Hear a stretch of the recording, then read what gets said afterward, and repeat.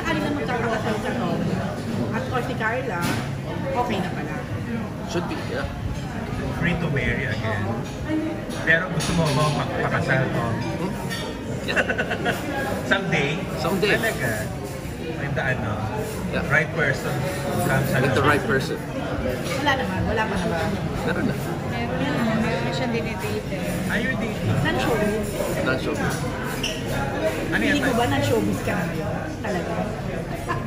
To be honest, I enjoyed non-showbiz even more. Na-miss ko yung collaboration, the art of the industry. Yung parang passion ko dito, nandito pa rin yung puso ko. Pero yung tahimik lang na simpleng buhay, hanggang ngayon, binabalik-balikan ko pa rin siya. So yun yung natutunan ko sa ganong klaseng buhay, tinatry kong dalhin dito. Which I think naman, so far, I've been finding the right balance. So parang the best of both worlds. Na what I learned from a simple life and the life that I left behind.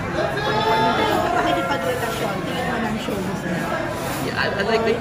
Wala ka namang gano'n. I like it better kasi sinabi ko, hindi ko alam kung sa interview ko with Sir Nelson or kay Tito Boy, what I realized then, sometimes relationships that are born out of this industry, may nagkakaroon ng pitfall minsan, not naman for all, but for me, I noticed na it becomes too public in a way that it blurs the lines between your personal life and your professional life. Parang minsan hindi mo na alam kung saan. At least this time around, parang you definitely, alam mo kung nasan yung boundaries and you're able to set healthy boundaries for yourself in your relationships. And you're able to care for it more.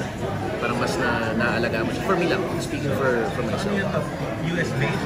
Girlfriend mo o nandito? I don't wanna say. Kasi January ka lang bumalik eh. January ka lang bumalik. Yeah, pero I don't wanna say. Like, basta makikita na lang ng mga tao. Ano makikita natin? Siguro, yeah. Kasi my policy has always been, I don't wanna hide. You know, like, what you see is what you get. Pero yung sa akin lang, from now on, I just wanna keep it respectfully. Ito, for the benefit of ano. Confirm na ba? I mean, kayo na talaga or ano pa lang, dating na? Ha? Kayo na. Feeling ko sa States pa lang. Huh? Feeling ko sa States pa lang. Oo, kasi kararating mo lang dito. Yeah.